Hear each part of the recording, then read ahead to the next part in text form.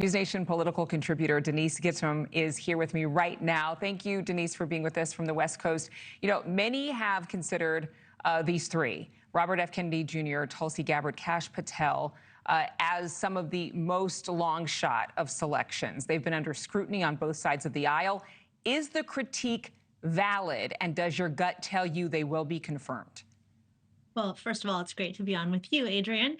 I just have this gut sense that if the Trump team wasn't confident that they would get through, they would have talked them into withdrawing their nominations.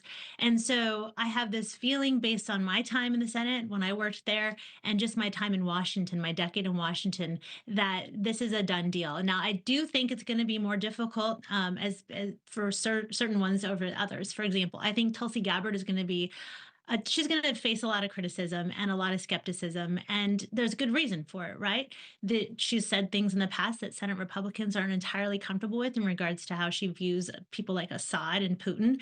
But I do think that she ultimately has a security clearance, which means that, you know, in spite of whatever concerns they might have about her loyalty to America, she's still serving as a reservist and has that top secret security clearance. So people must think that she's qualified, and I think she can stand on that.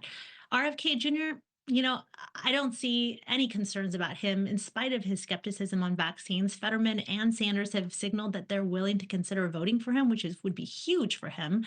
And, you know, McConnell and a couple of others might be against him, but I don't think that's a problem. And I think Kash Patel will be a straight party line vote. I wish that all of these nominees would submit their favorite books and favorite movies. Something interesting, like something that like humanizes them. Yeah. Imagine that. And that the American people could relate to, because then I think we could understand their psyche and their worldview a little bit better. I read a list of Elon Musk's favorite books, and that helped me in reporting on stories with him. But let's get to this next topic. Politico is now saying in a recent article that many of President Trump's newly signed executive orders and actions are merely posturing. His end to federal censorship, they're saying it's symbolic. But do you think that's true, or is there weight to that when the likes of, say, Mark Zuckerberg, who in a 2024 interview said that the Biden administration pressured Facebook to prevent certain COVID-19 posts, that could lead to a different stance from Washington and the White House? Yeah, I think it's partially true in that Donald Trump is one of the greatest politicians who's made one of the greatest political comebacks the world has ever seen. I mean, he knows how to posture, and he does it better than anyone else. And so he's going to posture just the way he always has since he is really way even before he got into politics.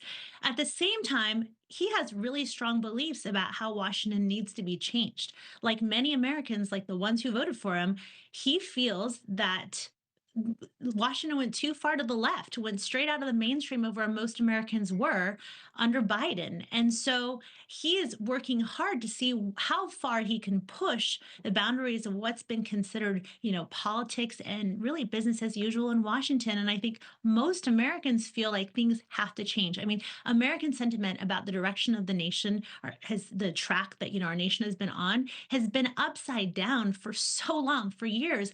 And people are dying for some leadership, even if they may not understand all the things that he's proposing. They want something to change. Well, thanks so much for watching. Go to joinnn.com to find News Nation on your television provider. And don't forget to click the red subscribe button below to get more of News Nation's fact-driven, unbiased coverage.